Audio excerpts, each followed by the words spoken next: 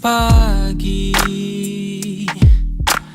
akan tiba, kesukaan yang ceria. Esok pagi milikmu sobat, yang selalu hidup di jalan yang benar. Yang kau hadapi sekarang, tantangan dan kehidupan, pilihlah kebenaran agar engkau hidup.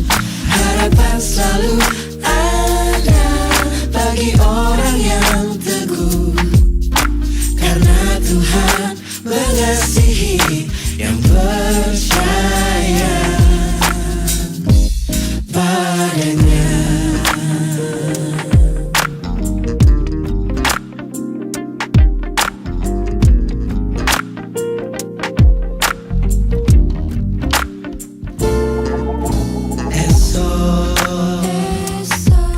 Pagi saat kau bangun, engkau akan puas memandang wajahnya Tuhan.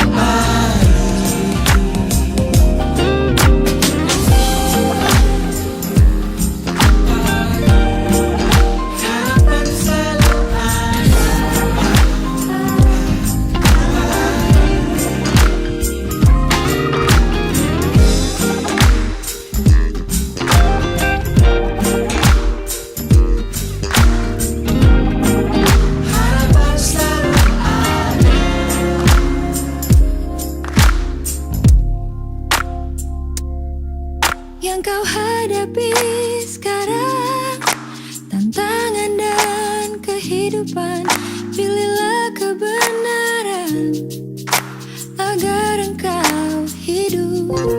Harapan selalu ada bagi orang yang teguh, karena Tuhan mengasihi yang percaya.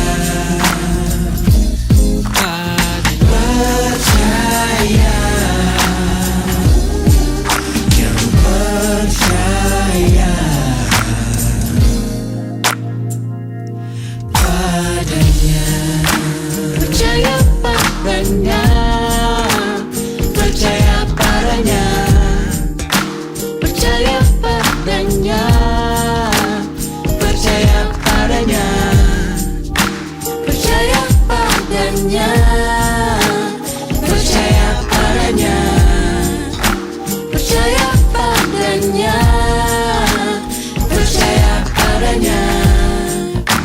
percaya padanya, percaya padanya, percaya padanya, percaya padanya. melayani misi di Sabang terutama ya. Saya membaptis 2 orang di Sabang dan ya nggak ada tempat di sana, GBI nggak ada di Sabang ya. Pak Julius kira-kira 20 tahun yang lalu mengatakan harus ada GBI di Sabang. Jadi kemarin itu Pak Julius telepon saya Bapak Ibu dari Tasikmalaya. Kamu pindah ke Sabang? Enggak Om, saya cuma pelayanan misi di Aceh, kemudian kita ke Sabang, lalu kita ke Medan. Ya memang saya baru kembali Bapak Ibu, tapi begitu kembali saya harus melayani lagi di artileri Medan ya, jadi Armet di Cimahi. Kebetulan pendidikan ini adalah pendidikan yang paling besar ya, kurang lebih 1.000 orang, tapi Kristennya itu juga besar ya. Jadi kira-kira ada 110 orang dan saya diminta untuk membuka pendidikan mereka di Cimahi, saudara. Di pusat pendidikan Armet di Cimahi. Ya, puji Tuhan. Saya baru kembali sebenarnya dari Singkawang ya. Di keliling ini ya, dari Singkawang, terus kemudian berangkat ke Aceh. Bulan depan saya akan berangkat lagi ke ke Bangka Belitung, tapi di Pangkal Pinang, saudara ya. Saya membawa 20 jemaat, saudara. Ya, 20 anggota-anggota jemaat yang seluruhnya muda-muda tentunya. Ya, saya sudah berumur, tapi kiri kanan saya harus muda-muda. Ya, supaya saya semangat mudanya masih terus ada, saudara. Ya, itu yang saya minta dari mereka ya. Berangkatkan, ya kita kebetulan, saudara, bukan kebetulan lah ya. Tuhan pasti memberikan yang terbaik. Kebetulan dokter di tempat kami itu jadi banyak sekali, saudara. Ya, karena Dokter Roni adalah, ya dia baru diangkat jadi profesor, saudara. Masih muda, masih 45 tahun, dia minggu lalu diangkat sebagai profesor. Ya, biasanya saya diajak ke beberapa, ya kemarin dia baru pulang dari Thailand, saya diajak ke Thailand, saya bilang, saya ada di Aceh, nggak mungkin saya ikut gitu ya. Jadi didampingi oleh anak-anak muda, beserta pengobatan gratis di Pangkal Pinang, saudara. Ya, hari ini adalah hari keluarga sedunia, saudara. Ya, dan GBI di seluruh dunia juga menetapkan bahwa hari bulan Juni atau sepanjang bulan Juni itu menetapkan hari keluarga. Ya, saya kemarin juga melayani di GBI Binjai, itu di Medan, tapi di tengah-tengah orang kusta, saudara. Ya, itu ada penyandang kusta di Medan, di daerah Binjai. Ya, jadi saya ke sana, lalu kemudian kita melayani orang-orang. Ya, saudara bersyukur sehat-sehat. Ya, semua mereka juga saya lihat sudah mulai sehat ya. Cuma kakinya enggak ada ya, ada yang 2 kakinya enggak ada. Ya, ada yang tangannya enggak punya, saudara ya. Hidungnya bolong ya, pipinya bolong. Tapi ya, kita bersyukur Bapak Ibu. Kalau saudara raba seluruh tubuh saudara, saudara masih sempurna. Itu adalah anugerah yang luar biasa. Amin Bapak Ibu. Ya, kita bersyukur kepada Tuhan karena Dia adalah Allah yang luar biasa. Tapi kita ke sana, saya ke sana saudara ya. Itu ya istri saya telepon dari Bandung, hati-hati. Iya sih kita hati-hati saya bilang. Tapi nggak boleh menghadapi orang kusta lalu kita sambil ketakutan atau tutup muka saudara ya. Jadi kita harus melayani, kita jalan ke rumah-rumah mereka dan tentu saja kita melayani mereka, saudara ya. Karena hari Minggunya saya pelayanan di sana, tanggal 21, sorenya saya pelayanan di Medan, dan kemudian ada KKR juga di sana. Dan saya bersyukur bahwa ya ketika saya membaptis 2 orang di sana, ya, kebaktian di Sabang, saudara ya, mereka tidak ada gereja di sana. Di Sabang itu nggak ada gereja kecuali HKBP dan Katolik kalau nggak salah, itu cuma 2 gereja ya. Lalu kemudian ada yang dibaptis 2 orang, ya karena nggak ada gereja Pantekosta, kita mesti membaptis mereka di laut, saudara. Kebetulan itu sudah sore, karena kita kebaktian jam 1 sampai kira-kira jam 6 sore, jam 6 kurang kita baptis, tapi gelombang lautnya besar sekali, saudara ya. Jadi saya itu ada di pinggir, saya tidak bisa ke tengah karena ombaknya sangat besar, lalu kemudian di pinggir. Tapi di pinggir kita kepukul sama karang, saudara. Sehingga kaki saya kena karang, lumayan sakit sekali, saudara ya. Jadi berapa hari ini saya berobat dengan ada teman saya satu yang dari Bandung juga, kakinya itu bolong, saudara, karena kena karang. Ya. Tapi saya katakan kepada mereka, ini pelayanan yang menarik. Ya, di tengah-tengah gelombang yang sangat keras itu, kita harus membaptis orang di sana. Anak ini anak jalanan, saudara. Namanya Yohanes, dia anak jalanan, jadi dia dibaptis karena saya perlu membuat akte baptis. Saya tanya, Bapak kamu? Nggak tahu, Bapak saya sih. Mana, Pak? Jadi dia nggak punya bapak, dia nggak tahu dia bapaknya kemana, anak jalanan, saudara ya. Dan dia diangkat sebagai anak juga oleh jemaat di sana. Jadi dia kemarin usianya kira-kira 14-15 tahun dan kita baptis dan ada satu ibu yang berusia kurang lebih 70 tahun, saudara. Saya baptis lansia, saudara. Wah, saya bingung itu baptis lansia ya. Cuma saya sudah putuskan kalau lansia saya nggak mau bawa ke laut, saudara. Masuk ke situ ya nggak balik lagi, saudara ya. Jadi saya baptis percik aja ya. Ada 2 orang yang kita baptis. Baik Bapak Ibu Saudara, kita lihat Ulangan pasal 5. Ayo mari kita buka Alkitab kita. Ya, saya sengaja tulis begini saudara ya. 6 sampai 21 itu adalah 10 perintah. The 10 Commandment ya. Itu ada 10 perintah yang memang ini sebenarnya satu paket ya. Dengan firman Allah hari ini Ulangan 5 ayat 16. Ya, mari. Tapi saya pengennya bacanya itu semua saudara ya. Mari kita baca dari ayat yang ke-6. Saya baca ayat yang ke-6, Bapak Ibu baca ayat 7 dan berikut-berikutnya ya. Kita gantian Bapak Ibu saudara ya. Ayo nanti ayat ini firmannya nanti ya yang itu. Kita baca dulu ayat yang ke-6. Saya baca 6, saudara 7 dan sampai 21 saudara. Akulah Tuhan Allahmu yang membawa engkau keluar dari tanah Mesir, dari tempat perbudakan. Ayat 7 silakan. Ini hukum yang pertama tentunya ya. 8, jangan membuat bagimu patung yang menyerupai apapun yang ada di langit di atas, atau yang ada di bumi di bawah, atau yang ada di dalam air di bawah bumi. Silakan 9.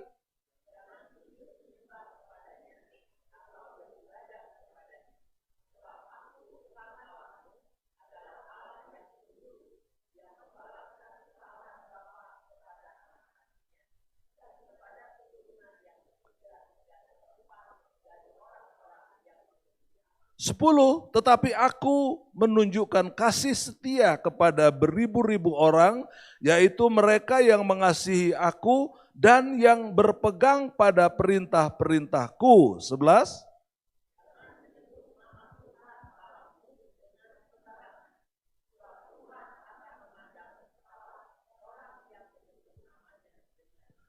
Ya, itu yang ketiga saudara ya. 12. Tetaplah ingat dan kuduskanlah hari Sabat seperti yang diperintahkan kepadamu oleh Tuhan Allahmu. Silakan yang ke-13.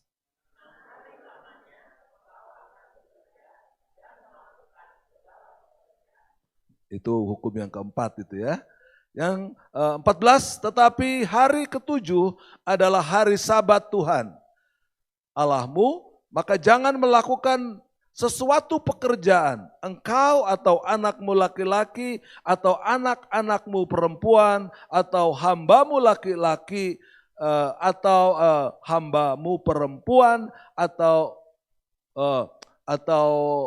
lembumu, atau keledaimu, atau hewanmu yang manapun, atau orang asing yang ada di tempat kediamanmu, supaya hambamu laki-laki dan hambamu perempuan berhenti seperti engkau juga. 15.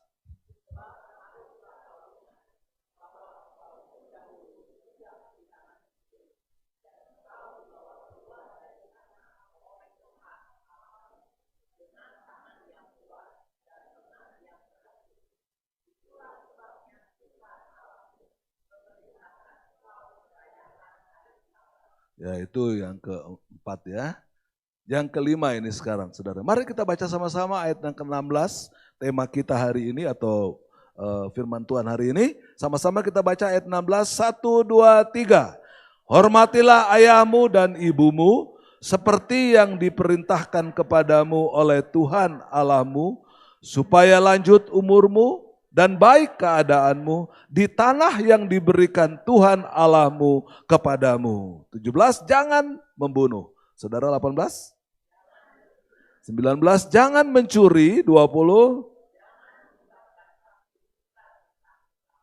21, jangan mengingini istri. Ini hukum yang terakhir ya, yang 10. Jangan mengingini istri sesamamu dan jangan menghasratkan rumahnya, atau ladangnya, atau hambanya laki-laki, atau hambanya perempuan, atau lembunya, atau keledainya, atau apapun yang dipunyai sesamamu. Puji Tuhan saudara. Ya saya sengaja membaca karena ini satu paket sebenarnya ya. Jadi Ulangan 5 ayat 16 itu adalah ayat emas kita hari ini saudara. Ya boleh di caption berikutnya.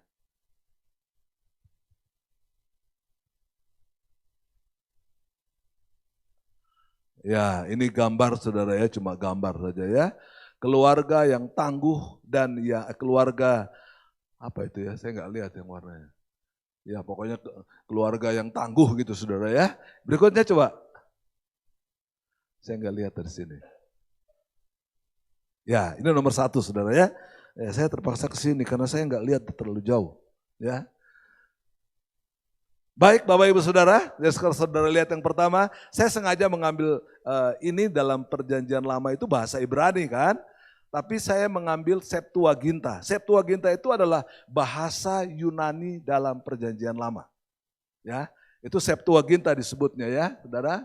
Ya, jadi ayat ini menceritakan bagaimana bagaimana apa arti hormat dalam bahasa Yunani. Ini saya ngambil dalam bahasa perjanjian lama Ibrani ya, tapi saya ngambil dalam bahasa Yunani yaitu tima. Tima itu adalah hormat. Bukan hanya hormat sebenarnya. Jadi ini ada beberapa teolog mengatakan begini saudara. Calvin terutama mengatakan bahwa tima itu sebenarnya bukan hanya menghormati. Tapi dia terdiri dari hormat, taat, dan rasa berterima kasih kepada orang tua.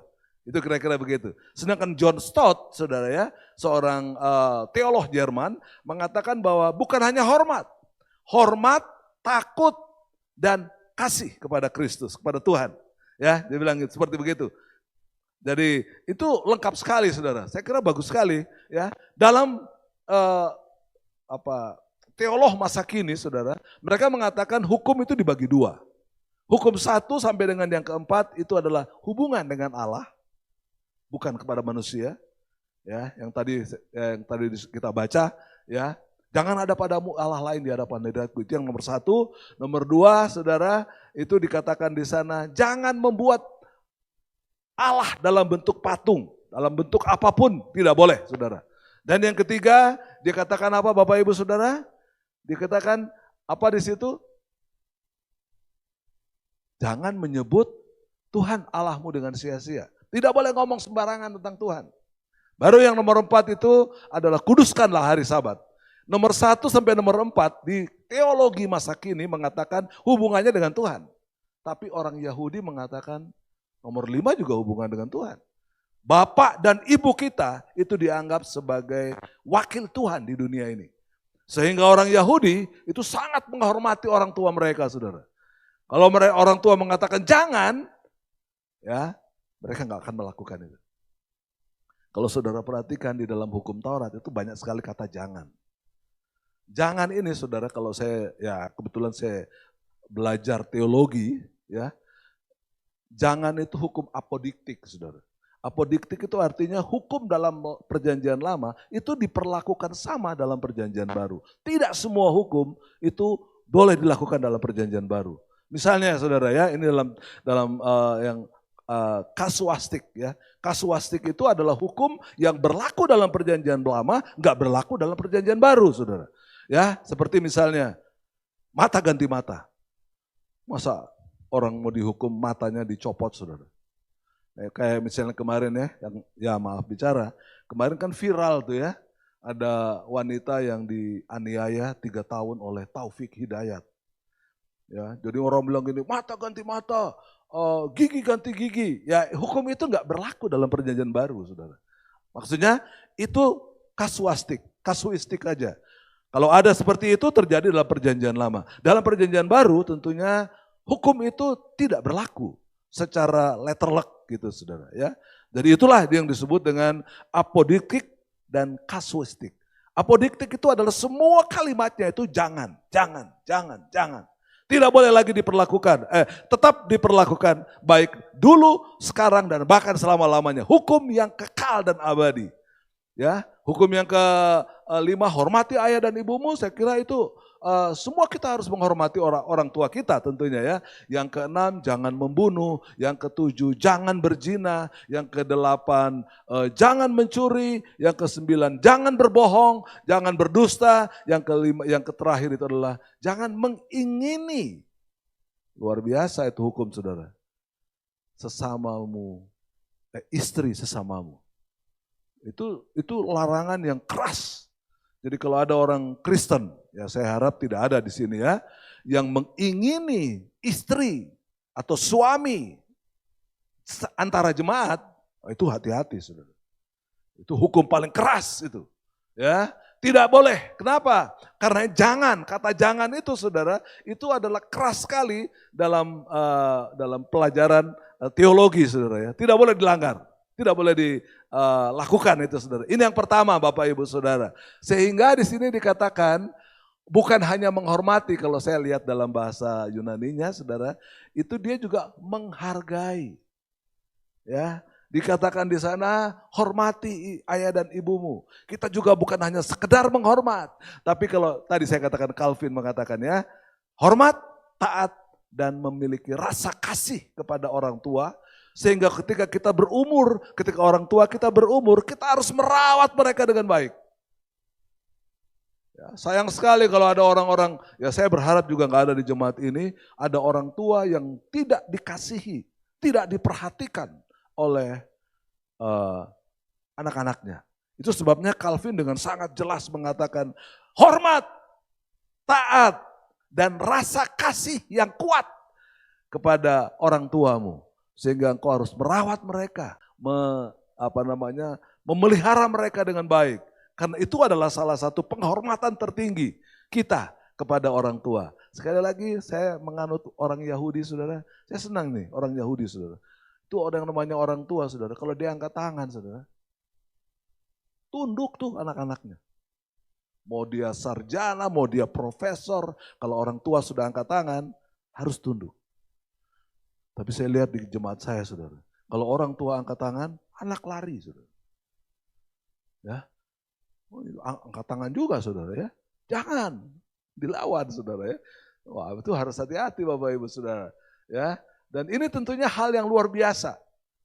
Saya lihat orang-orang Yahudi begitu tunduk kepada orang tuanya. Ya, saya beberapa kali ke sana, saudara ya. Saya melihat kalau saya ketemu sama orang tua, ya, dia panggil anak, saudara. Kalau anaknya dengar, walaupun di mana, mereka datang, saudara, cepat sekali. Ya, untuk menghargai orang tua mereka. Ya, di sana dikatakan hormati ayah dan ibumu. Bahasa Yunaninya itu, saudara ya, kira-kira dikatakan tima ton pater, itu hormati bapakmu. Tima ton mater, hormati ibumu.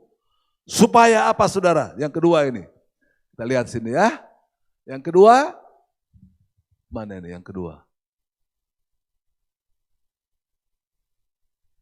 Ya, ini dulu ya. Sayang, coba kembali. Ini ya. Sayang ya, ini enggak jelas. Ya, dari sini maaf ya.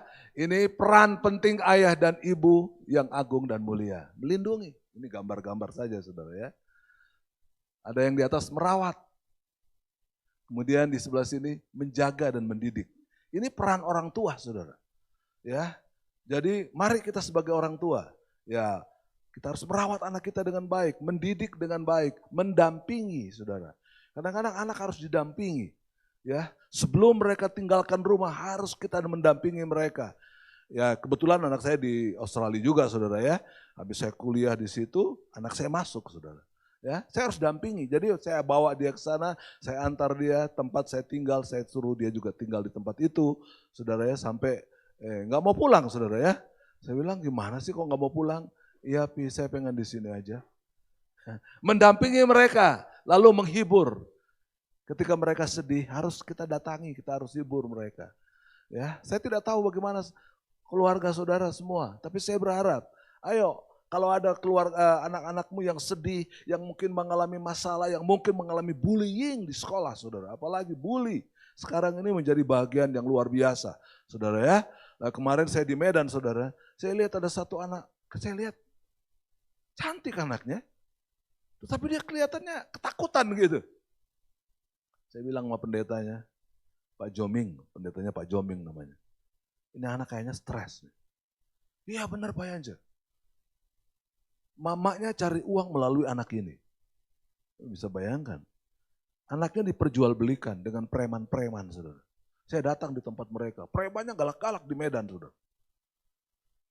Preman di Bandung saya kira, ya saya masih bisa melihat preman di Bandung. Preman di Medan dilihat ngamuk, saudara. Saya pendeta. Oh takut dia kalau sama pendeta, saudara. Itu takutnya kalau sama pendeta saja, saudara ya. Saya bilang, saya mau lihat anak ini. Terus saya tanya, orang tua saya marah kalau saya enggak, kalau kita mau ambil anak itu. Saya sudah hubungi PPA di sana, perlindungan anak. Saya bilang, tolong anak ini, nanti saya biayai. Panti asuhan banyak sekali, saudara. Saya datang dia, mungkin ada 10 panti asuhan saya datangi. Ada beberapa anak saya bilang, oke kamu punya sekolah kita biayai. GBI Pasir Koja biaya anakmu. Ya, saya datang ke sana juga karena saya lihat di sini ada ada jemaat saya yang satu yang baru saudara ya, jemaat baru saya 200 lebih orang saudara, semuanya Batak saudara. Ya.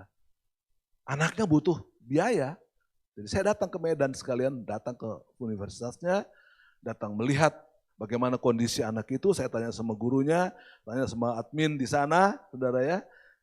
Memang Pak, dia nggak ada biaya Pak. Berapa kurangnya? Saya bilang 1 semester. 1 semester berapa? Kurang lebih 9 juta dia bilang. Oke, begini, bisa bayar cicil sini? Boleh, oke. Pokoknya nanti kita bereskan sekolahnya. Banyak sekali anak-anak jalanan saudara, seperti itu. Ya, daerah Medan mungkin kita pikir banyak orang Kristen, betul gereja juga banyak di sana, tapi yang begini-begini itu jarang diperhatiin saudara. Saya datang panti asuhan, saya datang di beberapa anak-anak yatim piatu saudara, kita kumpulkan anaknya sekolah minggunya itu, kita kumpulkan saudara, itu kumpul 150 orang. Lalu saya bilang oke, saya tanya sama pendetanya apa yang mereka kurang, saya bilang, wah Pak kurang makan Pak, hari ini kita makan enak ya. Saya bilang, oke, kamu pilih makanan apa, nanti saya keluar, saya bantu, kita beli. Perlu dibantu, saudara. Anak-anak seperti begini ya. Jadi kita dalam rangka mengikuti pertumbuhan mereka. Kecil-kecil, saudara. Banyak. 150 orang itu kan luar biasa kalau menurut saya. Ya, jadi mereka berkumpul di satu tempat yang tidak besar ya. Ya mungkin separohnya ini, saudara. Masuk 150 anak. Wah, saya tengah mati melayani mereka itu saudara ya. Sampai kita terpaksa pakai hanya kaos. Keringatnya luar biasa. Panas sekali saudara. Medan itu panas banget. Aceh dan Medan itu panas sekali. Wah ya udah kita layani saudara. Jadi pelayanan ini bukan pelayanan jalan-jalan saya bilang. Ini bukan mission trip. Ini misi. Ayo siapa yang mau sekolah yang bagus. Saya bahkan menyekolahkan ada beberapa anak masuk ke Karisma saudara. Ya, saya bawa ke Bandung. Ya dari Aceh, saya bawa 6 orang, saudara. Sekolahkan di Karisma. Ya. Cuma memang mereka ini anak-anak nakal-nakal, saudara. Masukin saya ke 6 orang, ini saya bawa beberapa tahun lalu ya. Saya masukin 6, yang lulus akhirnya cuma 1, saudara. Ya.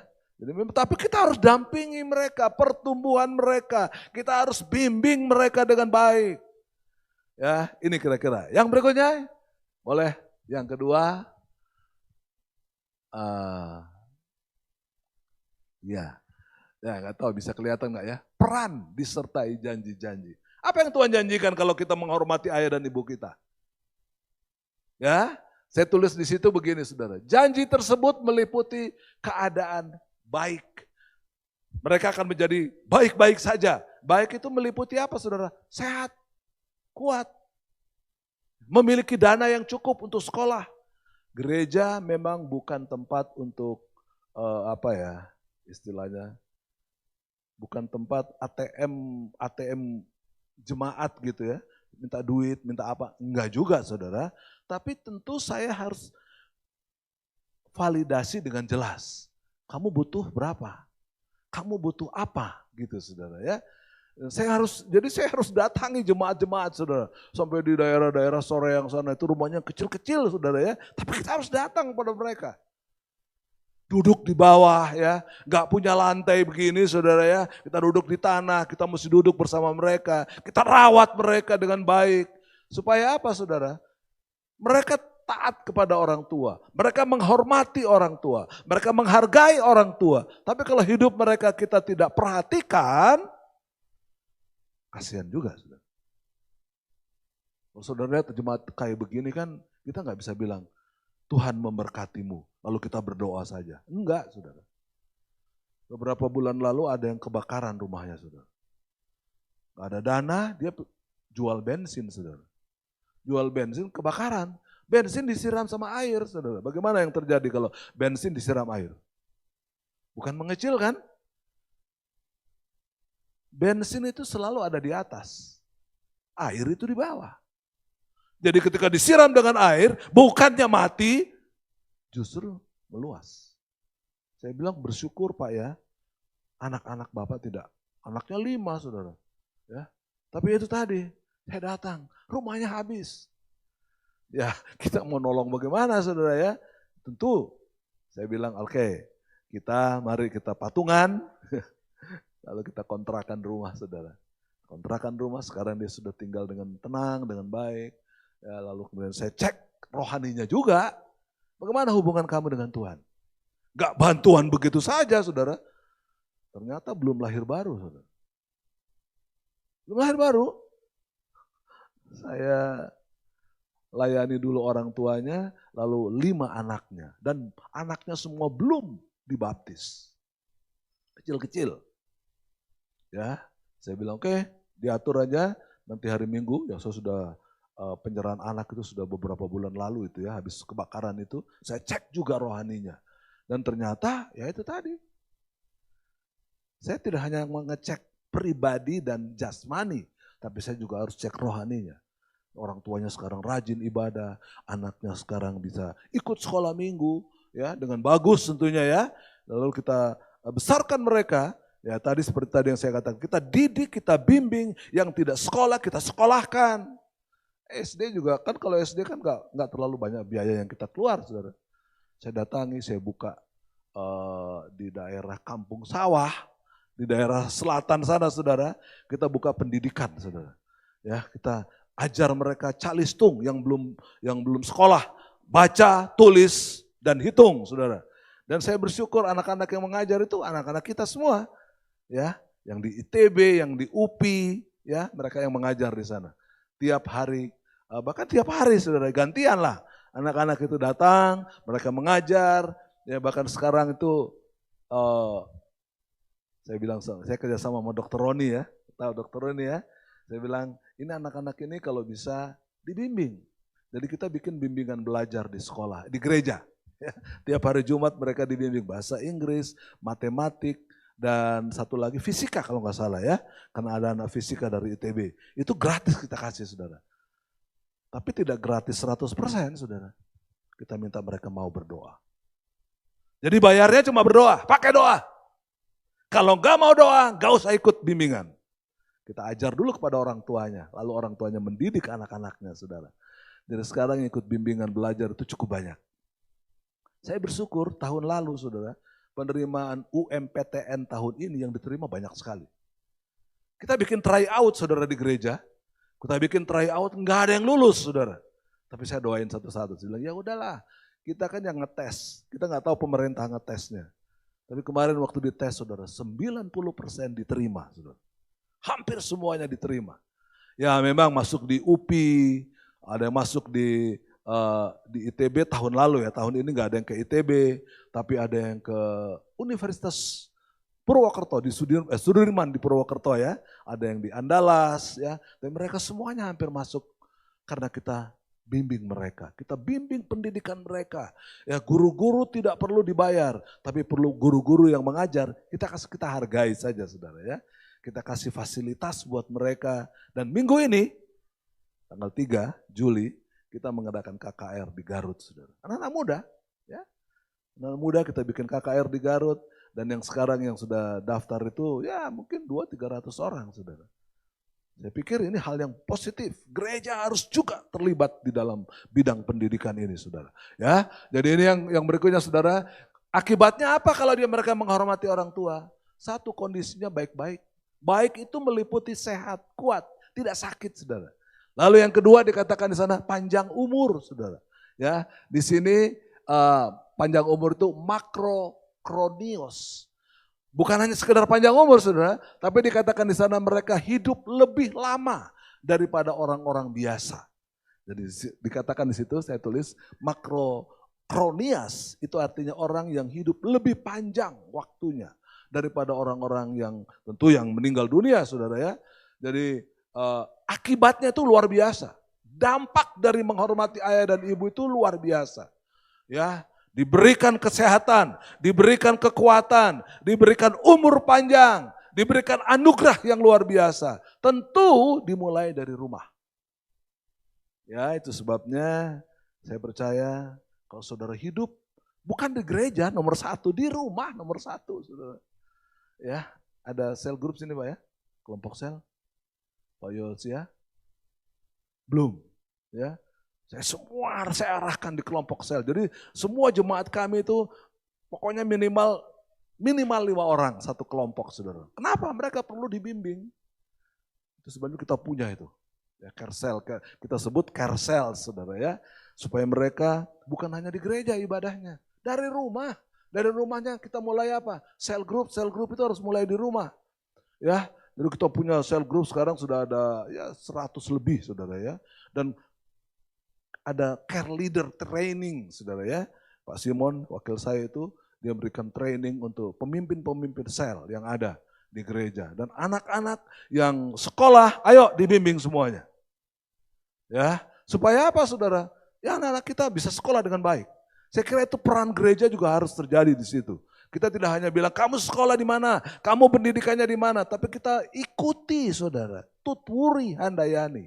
Ya kita awasi anak-anak kita dengan benar, dengan baik. Supaya apa saudara? Supaya pendidikannya bagus. Ya, pendidikannya yang bagus tapi juga karakter mereka dibangun dengan kuat. Itulah keluarga saudara. Jadi kita ini bukan hanya sekedar jemaat tapi keluarga Kristus. Yang harus memelihara kehidupan mereka dengan bagus, dengan benar. Kita harus memperhatikan pendidikan mereka, rumah tangga mereka. Ya memang hampir semua dana itu, saya bilang sama jemaat juga sama bendahara, uang yang masuk kepada gereja. Nomor 1, dipakai untuk kemuliaan Tuhan, dipakai kembalikan kepada jemaat. Ya saudara, kan perpuluhan itu kan tidak dikirim ke pusat sekarang. Perpuluhannya Pak Yosia tidak perlu dikirim ke pusat, tapi dikelola di gereja intern. Ya, jadi saya bilang perpuluhan, saya nggak ambil perpuluhan. Kamu boleh lihat siapa yang kasih perpuluhan sama saya. Kalau saya dikasih perpuluhan, saya masukin lagi ke gereja. Untuk apa saudara? Saya pakai misi. Misi butuh dana besar. Saudara. Ya, sekali terbang ke Aceh itu kan berapa biayanya? Pulang balik aja sudah 7 juta. Saudara. Tinggi sekali. Kekurangan dana, saya pikir kalau kita hidup dengan benar di hadapan Tuhan, tidak ada kekurangan. Amin. Tidak ada yang kurang, keluarga-keluarga dicukupi oleh Tuhan. Kenapa? Karena kita mengasihi Tuhan, kita pandangan kita kepada Kristus saja. Bukan kepada hal-hal yang bersifat materi. Saya kira ini sangat penting buat kita semua. Ya, karena inilah sisi pentingnya, intinya kehidupan keluarga itu. Ya, gereja harus memperhatikan kondisi mereka, keadaan mereka, ya, dan supaya kehidupan mereka juga baik dan benar, ya. Yang berikutnya boleh dilihatkan lagi, ya. Jadi janjinya itu saudara perhatikan ada dua hal di sana. Keadaan kita baik dan yang kedua dikatakan umur panjang, saudara. Ya, umur panjang diberkati Tuhan. Nah, ini kira-kira gambarannya, saudara ya. Tapi memang enggak ini ya. Umur panjang dan janji keadaanmu baik-baik.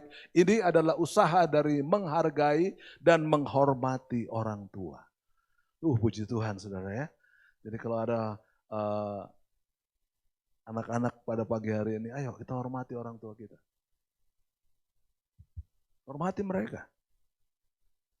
Tahun 82, saudara, ketika saya harus sekolah di Amerika, saya ikut tes dan sudah lulus di Amerika. Saya pergi dulu berdoa, saudara. Saya bukan mengambil keputusan, saya nggak mau ambil keputusan sendiri. Tuhan, saya nggak mau ambil keputusan sendiri. Memang saya sudah diterima, saya bisa langsung sekolah ke sana. Saya udah bikin paspor, udah siap berangkat. Saya bilang, saya minta waktu untuk berdoa dulu. Saya naik ke puncak, saudara. Mungkin kalau bapak-bapak di sini ada yang masih mengenal Pak Si Hombing, almarhum, ya. Saya datang ke bukit doa dia, lalu saya berdoa di sana. 6 hari saya di sana, saudara. Saya doa puasa. Karena ini bukan keputusan manusia biasa. Tapi dalam doa saya hari ke-6 itu, saudara, saya melihat ada spanduk dan Amerikanya dicoret, saudara. Alah, saya bilang, daging saya mengatakan berangkat. Tapi saya lihat di spanduk itu dicoret. Saya pikir, berarti Tuhan gak boleh. Waktu saya bilang, saya telepon ke orang tua saya bilang, Yan, Bapak sekolahkan kamu itu supaya kamu bisa mengikuti pendidikan dengan baik. Saya ikuti pendidikan dengan baik, saya lulus tepat waktu, saya masuk di Unpad dan saya bisa lulus dengan baik, saudara. Tapi ketika mau berangkat ke Amerika, saya harus bilang sama ayah saya, Pa, Ma, saya berdoa dan ini yang saya dapatkan. Amerika dicoret. Bapak tahu artinya? Bapak saya nggak mau tahu, saudara. Datanglah dia ke Bandung. Apa yang kamu pertahankan untuk tinggal di Bandung? Gerejamu kecil. Nggak sebanding kalau kamu sekolah ke sana. Betul sih. Tapi Pak, saya lihat begini jawaban Tuhan. Saya lawan Tuhan, saudara. Saya lawan Bapak saya. Saya bilang, saya minta maaf, lalu kemudian Bapak saya meninggal. Saudara. Sebelum saya berangkat, Bapak saya meninggal. Saya bilang, lalu Tuhan bilang begini sama saya, kamu mau lihat ibu kamu juga saya panggil? Saya nggak jadi pergi. Saudara. Ya saya taat kepada orang tua, tapi saya lebih taat kepada Bapa di sorga. Seperti orang Yahudi, saudara. Apa yang dia katakan? Menghormati orang tua, menghormati ayah dan ibu, pater and mother, itu Tuhan lebih tinggi daripada mereka. Ya, Alkitab juga mengatakan begitu kan, saudara ya. Jadi saya tidak berangkat, saudara. Saya nggak pergi, dan saya tinggal di Bandung. Lalu Pak Henok telepon saya, Yance pegang GBI Pasir Koja. Wah, saya bilang, Pak, saya bukan sekolah Alkitab. Saya nggak mau. Saya melawan lagi nih, saudara ya, tapi saya berdoa lagi. Dan akhirnya saya tunduk, saudara. Saya terima itu. Saudara tahu GBI Pasir Koja itu hancur-hancuran sebenarnya. Parah sekali. Saya adalah pendeta ke-15. Luar biasa. Ya. Ke-15. Tapi saya mau ikuti kata Tuhan. Saya nggak berangkat ke Amerika. Saya nggak pergi sekolah ke sana. Dan saya tunduk. Pas Pak Henok telepon begitu, saudara. Ya saya masih menolak tadinya. Tapi tahun 98 saya putuskan, ya saya tetap di sini. Tetap di Bandung. Menangani gereja yang kacau balau itu. Ya kacau balau. Saya ingat saya suka datang kemari juga itu. Saya ingat yang ngajak saya datang kemari itu anaknya Tante Gunawan. Deborah, tante ya, anaknya ya. Dia datang kemari, saya datang kemari. Pernah datang kemari lah sama-sama. Ya. Sampai hari ini saya tetap di GBI Pasir Koja, saudara. Saya bersyukur, ya, kami terus merawat gereja itu, tahap demi tahap. Nama Tuhan dimuliakan. Ya, puji Tuhan, saudara. Sekarang kita terus berada di sini. Saya nggak bilang bahwa cabang kita banyak, saudara ya. Kita ada 8 cabang, lalu kemudian di daerah-daerah lain, kayak di Pangkal Pinang ini, itu gede juga di sana, saudara. Ya, ada di Kalimantan, di Maluku, saudara ya. Tapi makanya kita terus berangkat ke sana untuk pelayanan misi. Kita lihat yang terakhir, saudara, yang ketiga, sebelum kita akhiri, saudara. Ya, yang ketiga itu memberi nilai dan pemeliharaan. Kepada siapa? Kepada orang tua kita. Jadi kalau ada anak yang tidak mau merawat orang tuanya, ini salah juga, saudara. Kalau dia dididik dengan benar, dia harus merawat ayah dan ibunya sampai usia tua, saudara. Ya, di sini dikatakan sebagai pengakuan atas jerih payah orang tua, berarti anak akan merawat dan memelihara mereka, serta hidup dalam kecukupan, sukacita dan kehormatan bagi seluruh keluarga. Ini adalah investasi yang tak ternilai, menjadi berkat, bukan hanya diberkati saja, saudara. Ini menjadi berkat, tapi juga saudara bisa memberkati. Keluarga kita harus menjadi berkat. Ini penting sekali Bapak Ibu. Ya, jadi itu sebabnya kalau saudara lihat Pasir Koja itu acak-acakan kayaknya ya. Sekarang ada peternakan lele, anak-anak muda, saudara. Peternakan lele. Lele itu kan sebenarnya binatang yang paling jorok gitu. Tapi mereka pelihara di galon, saudara. Ya. Jadi kalau saudara datang ke sana itu ada 800-900 galon kita bikin ya. Ada perikanan juga, ada juga peternakan, saudara ya. Kita pelihara ayam juga di sana. Yang kerja siapa, saudara? Ini yang nganggur-nganggur di gereja ini. Suruh mereka kerja. Layan parcel. Layan parcel ini tadinya cuma dapat 5 juta sebulan. Sekarang saudara 50 juta satu bulan minimal. Anak-anak itu yang kita sekolahkan, saudara. Jadi kita bukan hanya memberkati mereka, ya, tapi mereka juga diberkati untuk memberkati teman-temannya yang lain. Jadi kita terus pelihara itu, saudara ya. Sehingga kita memiliki, ya bukan proyek, tapi ini adalah investasi yang cukup bagus bagi mereka, saudara. Ya, yang berikutnya, boleh caption yang berikutnya. Ya, perjalanan menuju tanah perjanjian. Kalau saudara lihat di Ulangan 5 ayat 16, coba perhatikan lagi Ulangan 5 ayat 16, saudara. Coba perhatikan lagi Ulangan 5 ayat 16 sebelum kita akhiri, itu berkata begini, hormatilah ayahmu dan ibumu seperti yang diperintahkan kepadamu oleh Tuhan Allahmu, supaya lanjut umurmu dan baik keadaanmu. Perhatikan, di tanah yang diberikan Tuhan Allahmu kepadamu. Tanah perjanjian.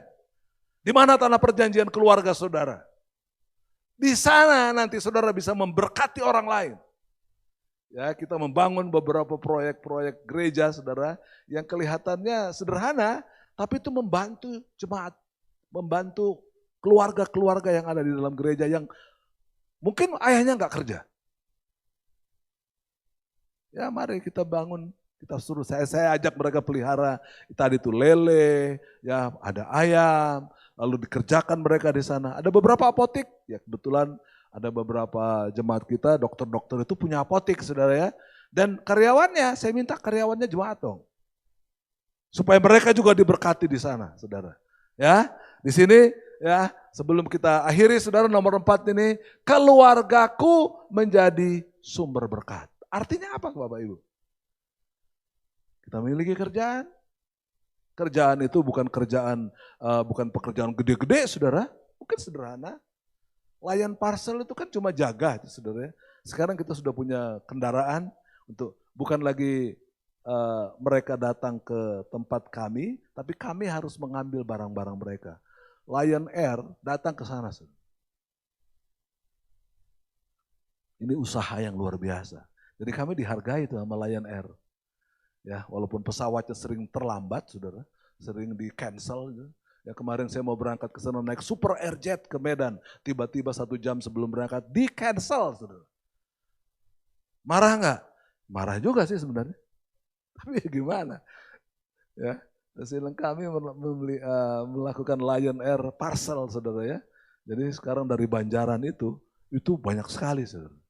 Dan siapa yang kerja? Jemaat. Keluarga-keluarga mereka yang nggak kerja tuh.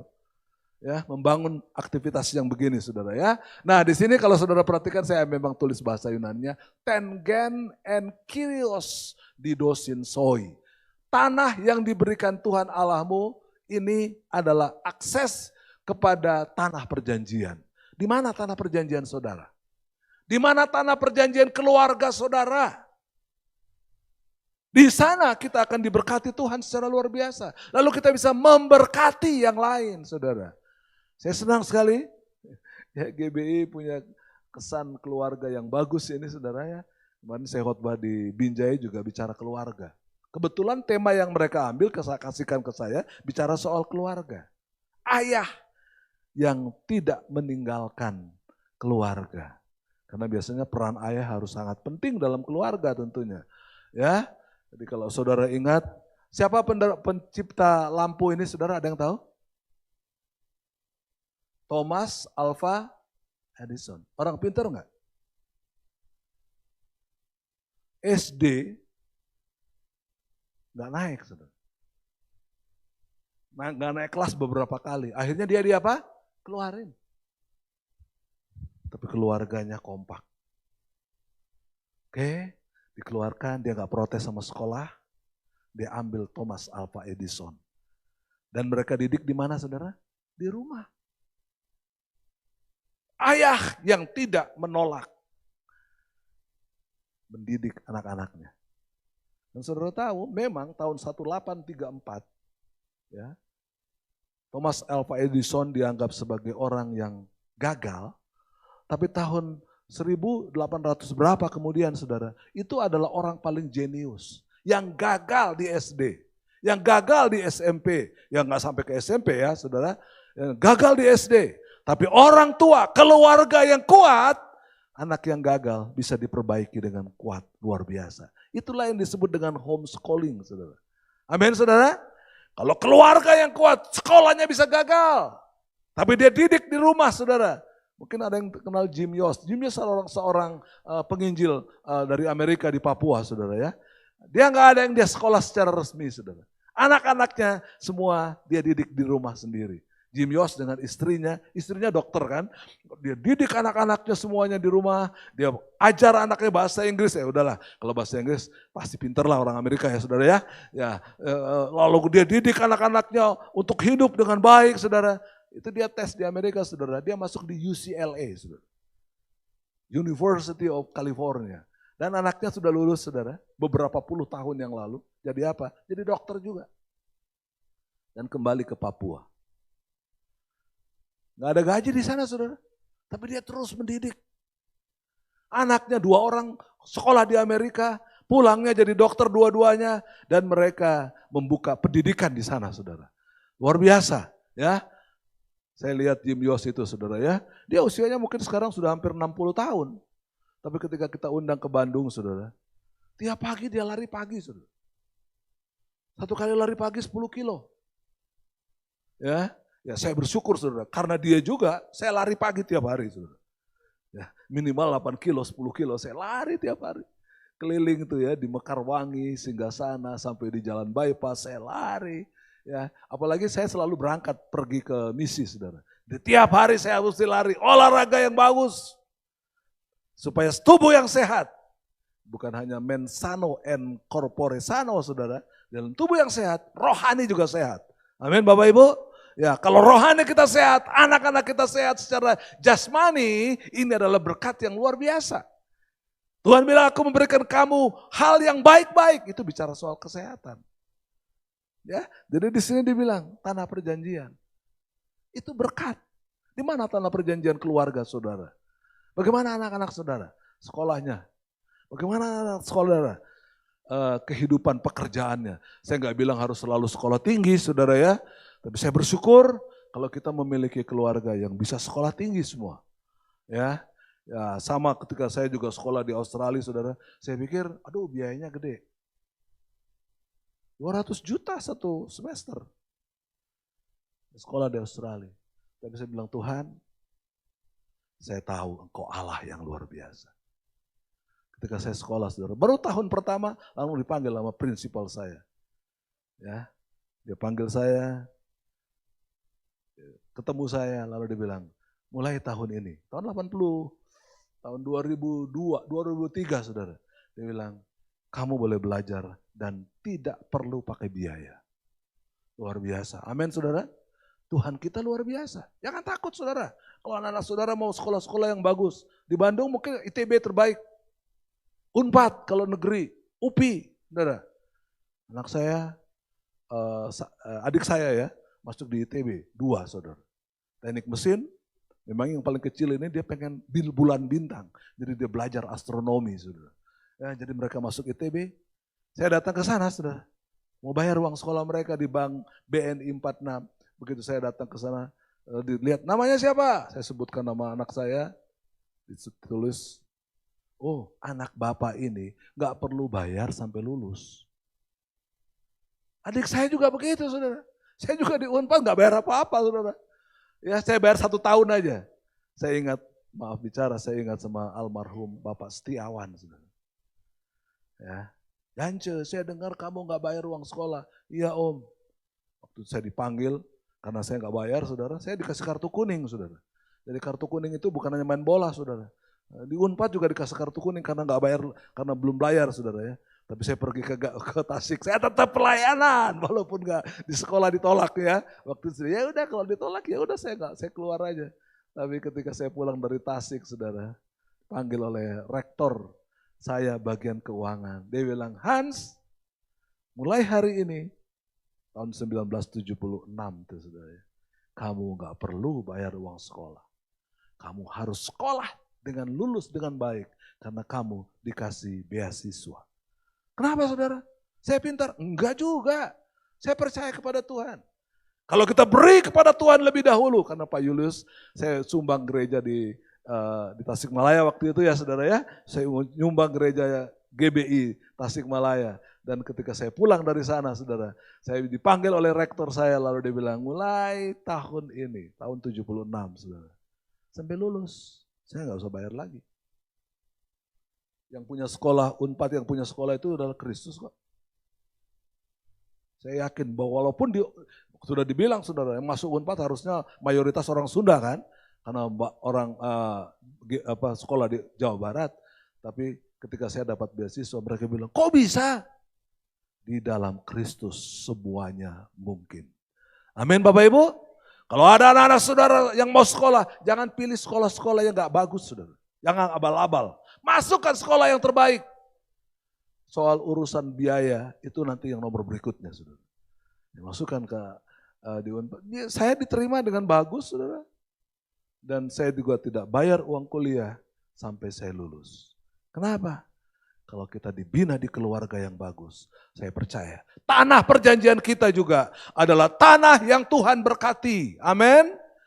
Tuhan akan memelihara kehidupan keluarga saudara sehingga namanya dipuji dan dipermuliakan. Yang terakhir, ya coba tolong captionnya.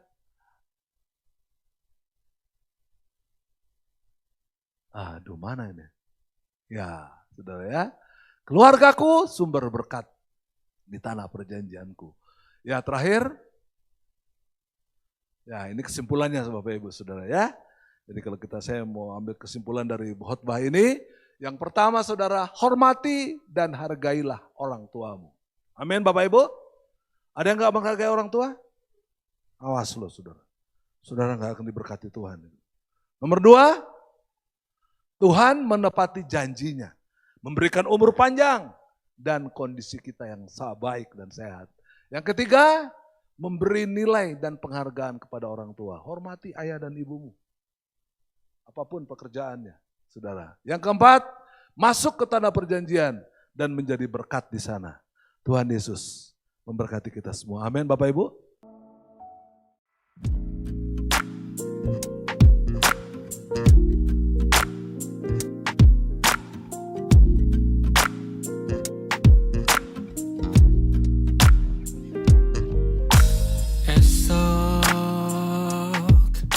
Pagi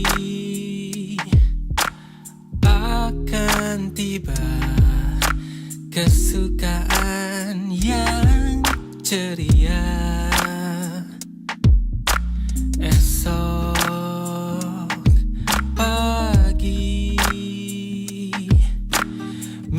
milikmu sobat, yang selalu hidup di jalan yang benar. Yang kau hadapi sekarang, tantangan dan kehidupan, pilihlah kebenaran agar engkau hidup.